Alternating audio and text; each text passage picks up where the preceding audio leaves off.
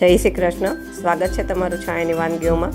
આજે આપણે બનાવવાના છીએ વરસાદમાં ખાવાની મજા પડે એવા દાળ વડા। તો ચાલો બનાવવાની શરૂઆત કરીએ। તો એના માટે મેં એક વાસણમાં અડધો કપ ફોતરાવાળી મગની દાળ અને અડધો કપ ફોતરા વગરની મગની દાળ લીધી છે અને એને આપણે 4-5 પાણીથી સારી રીતે ધોઈ લેવાની છે।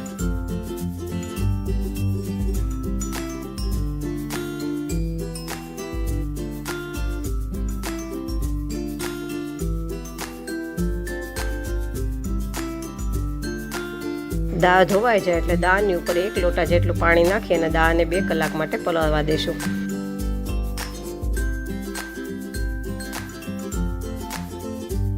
હવે ચટણી બનાવવા માટે એક મિક્સર જારમાં મેં થોડી કોથમીર લીધી છે અને થોડા ફુદીનાના પાન પણ લીધા છે। પછી એમાં 1 ઇંચ આદુ, 2 લીલા મરચાં, 4-5 કળી લસણ, થોડા સિંગદાણા, થોડા ગાંઠિયા, 1 ચમચી જીરું, 1 ચમચી મીઠું, 1 ચમચી ખાંડ, અડધું લીંબુ નીચોવશું અને થોડું પાણી નાખી અને એને ક્રશ કરી લેશું।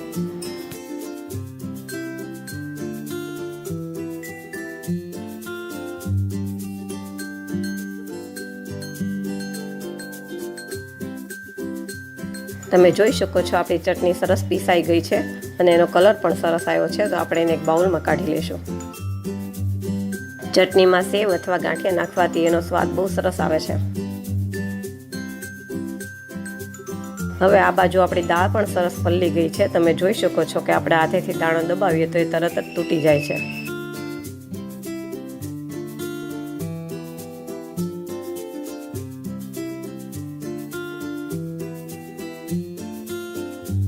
આમાં મેં બંને દાળ અડધી લીધી છે તો ફોતરા કાઢવાની જરૂર નહીં પડે અને અડધી દાળ પહેલાં મિક્સર જારમાં લેશું।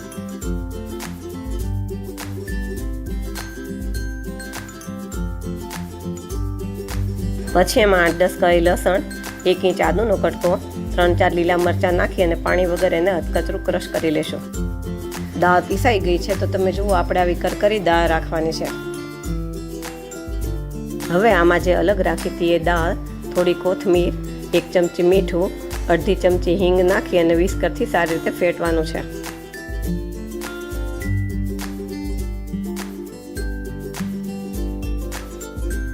હવે આ દાળને આપણે એક જ ડાયરેક્શનમાં 2-3 મિનિટ ફેટવાની છે અને જેમ જેમ આપણે એને ફેટશું એમ એમાં હવાના કણ ભરાશે અને બેટર હલકું થતું જશે અને એનો રંગ પણ ચેન્જ થઈ જશે।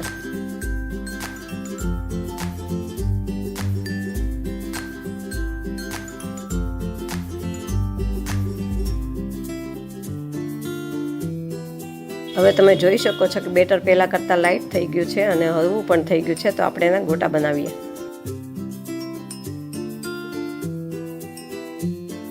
મેં પહેલેથી તેલ ગરમ કરવા મૂકી દીધું હતું તો થોડું બેટર નાખી એને ચેક કરી લઈએ।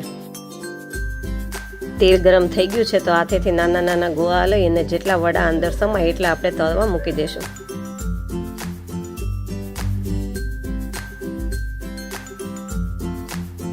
વડાને આપણે ધીમા ગેસ ઉપર જ તળવાના છે કેમ કે જો ફાસ્ટ ગેસ રાખશું તો વડા બહારથી દાજી જશે અને અંદરથી કાચા રહેશે, એટલે ધીમા ગેસે જ તળવાના છે।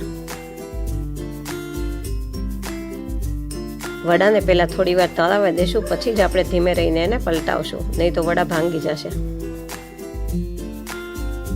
પછી 2-3 વાર પલટાવીને આછા બ્રાઉન કલરના થાય એટલે એને બહાર કાઢી લેશું। જો તમને મારી વાનગી પસંદ આવતી હોય તો મારા વિડીયોને લાઇક કરજો, શેર કરજો અને સબસ્ક્રાઈબ કરજો અને બાજુમાં રહેલ ઘંટડીને પ્રેસ કરજો જેથી કરીને મારી નવી વાનગીના નોટિફિકેશન તમને સૌથી પહેલાં મળે।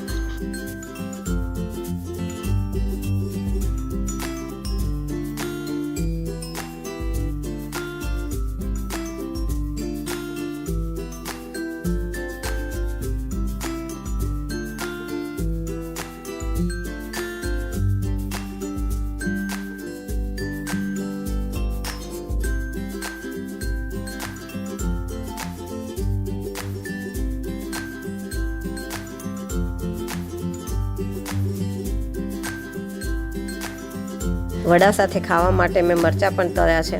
તો તૈયાર છે દાળ વડા। મેં દાળ વડાને મરચાં, લીલી ચટણી અને આમચૂરની ચટણી સાથે સર્વ કર્યા છે।